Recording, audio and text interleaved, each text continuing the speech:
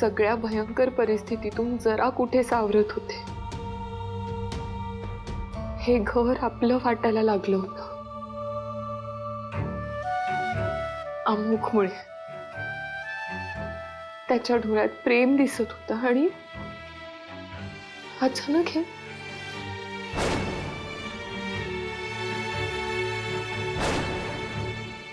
आठ वर्ष अफेअर होता ना आपलं. आज तू एका दुसऱ्या मुलीशी लग्न केलं. तू माझी जागा दुसऱ्या कुणाला देऊच कसा शकतोस अमोघ? मी हे लग्न नाही म्हणत. You R mine. तू फक्त माझा आहेस अमोघ.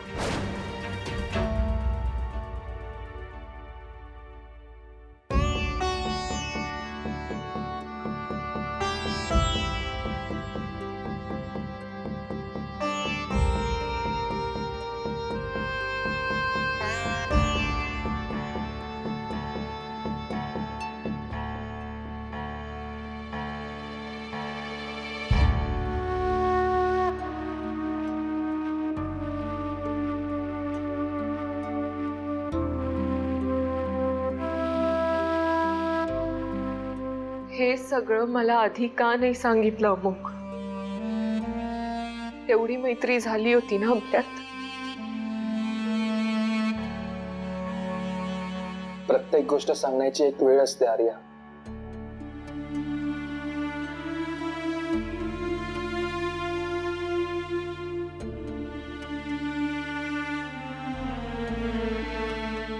तिचं असं येणं माझ्यासाठीही अनपेक्षित होतं.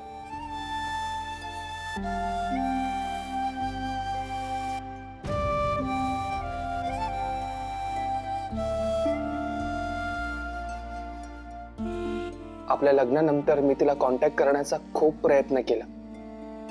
तिला एकदा तरी सॉरी म्हणायचं होतं. सॉरी? 8 वर्षांचं नातं असं एका सॉरीने संपू शकतं अमुक? मग काय करायला हवं होतं मी? लग्नानंतर पण चालूच ठेवायला पाहिजे होतं का असंच? आपण मानत असू किंवा नसू, पण आपलं नातं नवरा बायको म्हणूनच जोडलं गेलंय. नाती अशी जबरदस्तीने जोडता येतात, जोडताही येत नाही आणि तोडताही येत नाही. ती आली तेव्हा तिच्या आवेगावरून स्पष्ट दिसत होतं तुमचं खूप प्रेम आहे एकमेकांवर. तिचाच हक्क आहे तुझ्यावर. आर्या, तुझाही तितकाच हक्क आहे. कुठे चालली आहेस तू? आर्या, तू इथे. तू आर्या, तुझाही तितकाच हक्क आहे माझ्यावर. कशा बैरडतेस एवढं? काळजी करू नकोस, मी आहे ना तुझ्या माग. मी आहे. लय अन्याय झाला ना हिच्यावर. वाईट वाटते मला. हिचं किती प्रेम आहे अमुक भाऊजींवर, नाही का? अगदी 100% खरं बोललीस. अगं खरं तर ना, अमुक भाऊजींच्या खोलीत तुझी जागा आहे. पण हरकत नाही, थोडे दिवस राहायचं. एक दिवस असा येईल की तुला तुझी जागा आणि तुझं प्रेम नक्कीच मिळेल बघ. खऱ्या प्रेमाची ताकद असतेच तेवढी, नाही का? बरोबर बोललीस बघ. सई, खरंच अमुकचं तुझ्यावर लय प्रेम आहे. पण आता तो पण काय करणार? घरच्या मोठ्या माणसांसमोर नाईलाज झाला. सई, तुला खरं सांगतोय, अमुक अजिबात खुश नाही. हे लग्न त्याच्यावर लादलं गेलंय.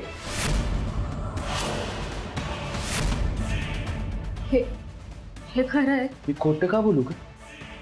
तू स्वतः तिची अवस्था पाहिलीस. तू तर ही अवस्था आत्ता बघतेस, आम्ही लग्न झाल्यापासून बघतोय. हे सगळं बघवत नाही आम्हाला अजिबात नाही, हो की नाही? वय खरंय. म्हणून आम्ही दोघांनी बी ठरवलं की तुला शोधून काढायचं. अमोक भाऊजी आणि तुझी गाठ घालून द्यायची. अमोक भाऊजींची अवस्था बघवली नाही जात बघ आम्हाला. आणि योगायोग तर बघा, तू स्वतःच अमोक भाऊजींना शोधत शोधत इथपर्यंत आलीस आणि आम्हालाच भेटलीस. सई, खऱ्या प्रेमात ना एवढी ताकद असते.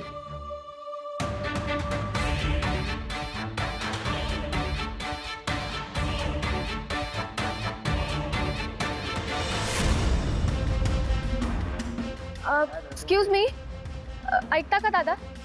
बोला ना ताई. अमोक पाटील कुठे राहतात? आय मीन त्यांचा वाडा कुठे आहे? सोपं आहे एकदम. ती बघा त्यांची गाडी गेली, अमोक पाटलांच्या भावाची. त्यांच्या मागे जावा, तुम्हाला वाड्यावर पोहोचवतील. त्याला फॉलो करा. Thank you so much.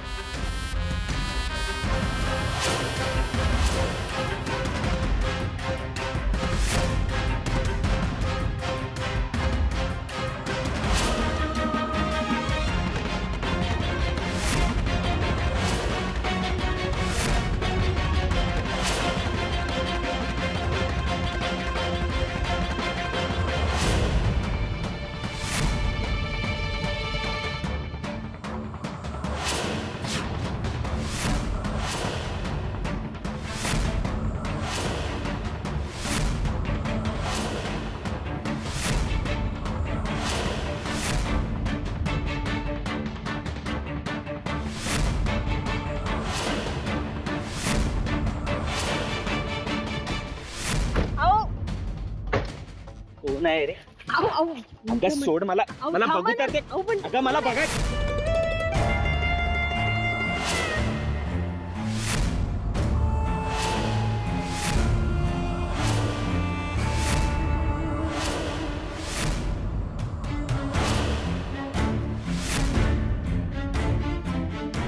लॉटरी लागली.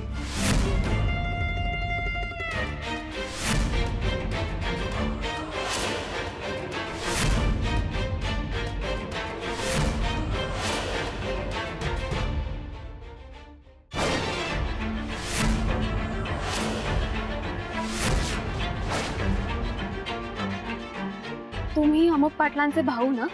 होय, मी अमोकचाच भाऊ. मला अमोकला भेटायचंय. वय, मी अमुकचाच भाऊ, इन्स्पेक्टर मिलिंद पाटील.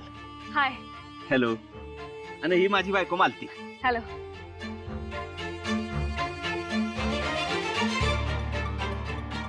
मालती, अगं ए. नमस्कार. तू सई? तुम्ही ओळखता का मला? ग्रेट. ओळखतो की. तू अमोक भाऊजींचं जुनं प्रेम? जुनं म्हणजे? अगं बाई, म्हणजे तुला काय माहितच नाही होय? नाही, काय झालं? अहो बिचारी, तिला काय बी माहित नाही. आपण कसं सांगायचं? काय झालं? अमोक बरा आहे ना? नाही, अमुकला काय बी झालं नाही, तो बरा आहे. मला वाटलं अमोकनं सांगितलं असेल, पण आता ही म्हणते की अमोकला भेटायचं तर सांगावं तर लागलच की. तू सांग. अहो मी कसं सांग? तू सांग. अमोक भाऊजींचं लग्न झालंय दुसऱ्या मुलीशी.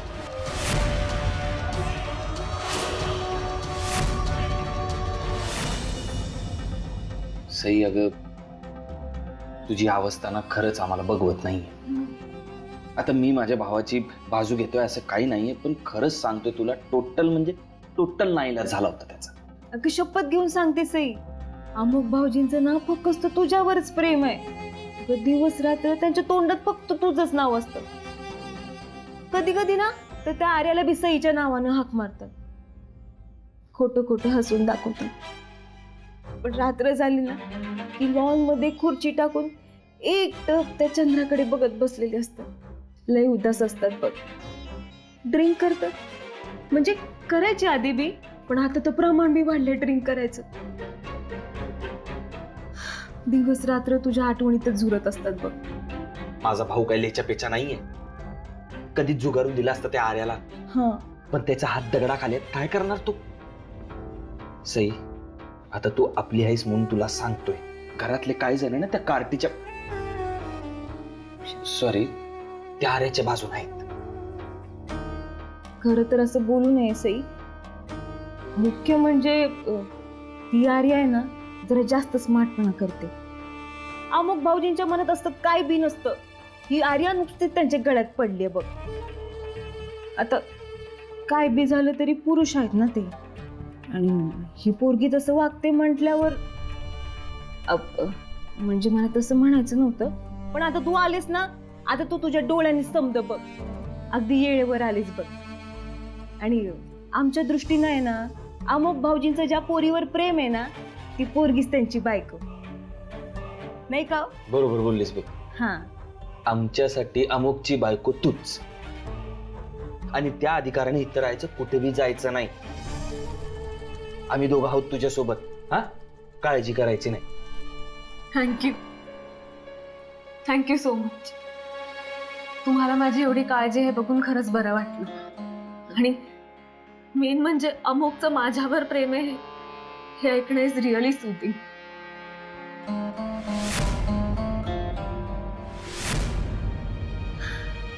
बघ सई, आता तू शांत झोप आणि आराम कर थोडा वेळ. हं? काही बी काळजी करू नकोस, आणि तुला काय बी लागलं ना तरी मला लगेच सांग. हा, आराम करतो, आम्ही येतो. चला.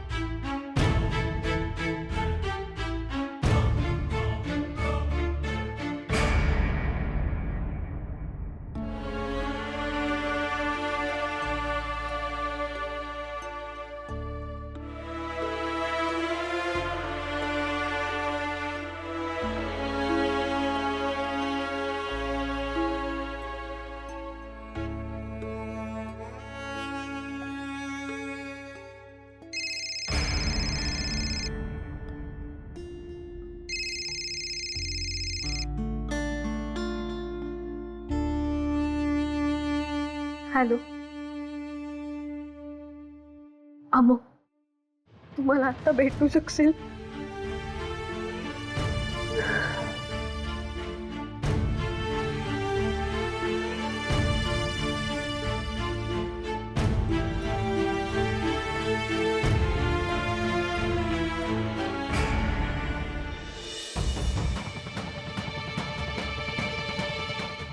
लय भारी वाटायला लागलं. खूप दिवसांनी आपला प्लॅन सक्सेसफुल होणार आहे बघ.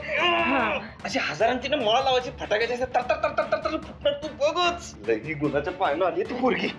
एकदम परफेक्ट बोललात. आता ती सई त्या आर्याच्या कशी 3 तेरा वाजवते ना, ते बघा. आणि तसं बी आपल्याला काय करायची गरजच नाही आता. एकदा का अमुकचा कंट्रोल सुटला त्या पोरीवरनं कि मग झालं. काय करते ती, तिला फुंकून टाकू आहे काय नाही काय. त्या आर्याला तर फुंकून टाकालच तुम्ही, पण आता पुढचा विचार करा, ते जास्त महत्वाचं आहे. काय? सत्ता. या घराची सत्ता मिळवायची आपल्याला. तुम्हाला हजारोंची माळ फोडायची ना, फोडा, पर त्याच्या अगोदर माझा प्लॅन आहे का? तो काय?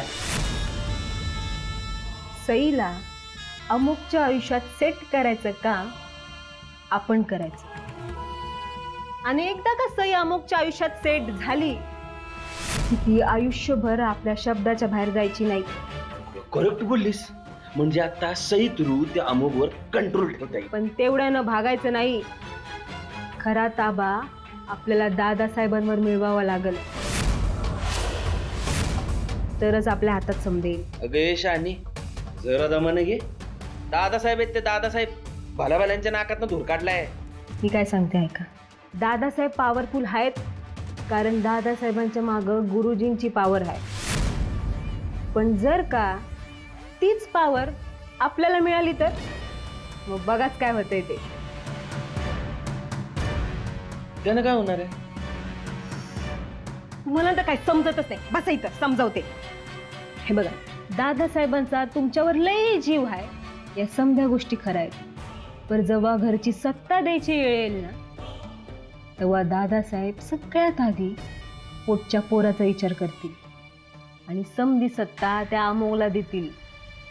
पण जर गुरुजींनीच तुमचं नाव घेतलं तर, गुरुजींनी सांगितलं की सत्ता अमोलला नाही मिलिंदला द्या, तर एकदा का गुरुजींनी असं सांगितलं तर दादासाहेब डोळे झाकून समधी सत्ता तुमच्या हातात देतात की नाही बघा.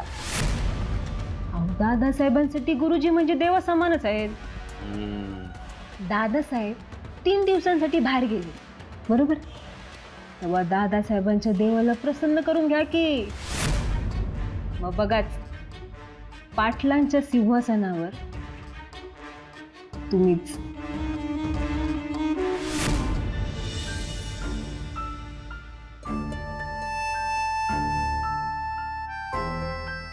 सई,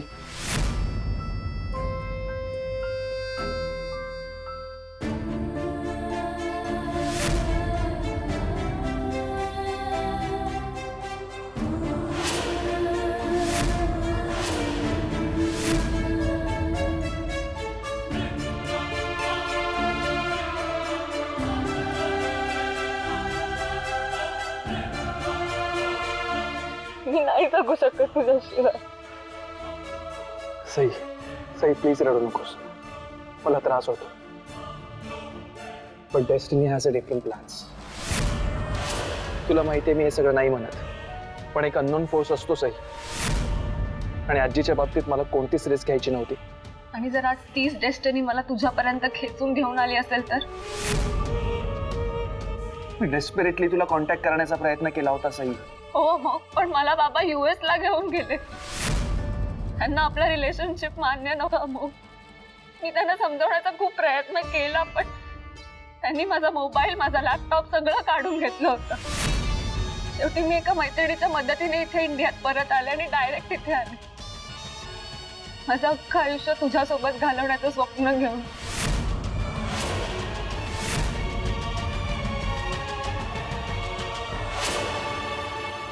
माझी अपेक्षा चुकीची आहे का? Sai please try to understand. माझं लग्न झालंय. तुझं माझ्यावर प्रेम आहे, तू तिच्याशी संसार करणार आहेस, हा आपल्या तिघांवर अन्याय नाहीये का? एक वकील म्हणून मला तू सांग, this is not you Amu. Sai, माझ्या घरच्यांसाठी माझी काही कर्तव्य आहेत आणि ती मी नाही टाळू शकत. आणि माझ्यासाठी, माझ्या बाबतीत तुझं काहीच कर्तव्य नाहीये. मला फक्त एका प्रश्नाचं उत्तर दे. डू यू स्टील लव्ह मी? आज हे डोळे बंद केल्यानंतर तुला मीच दिसते ना अमू? प्लीज एकदा माझ्यासाठी डोळे बंद कर आणि सांग. Sai, please please. नाही नको म्हणू समू, please.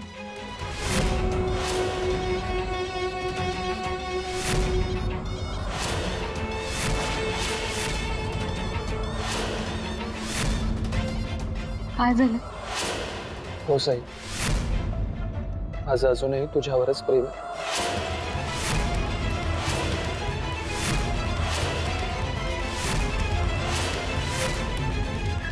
I knew it. I knew it. You still love me.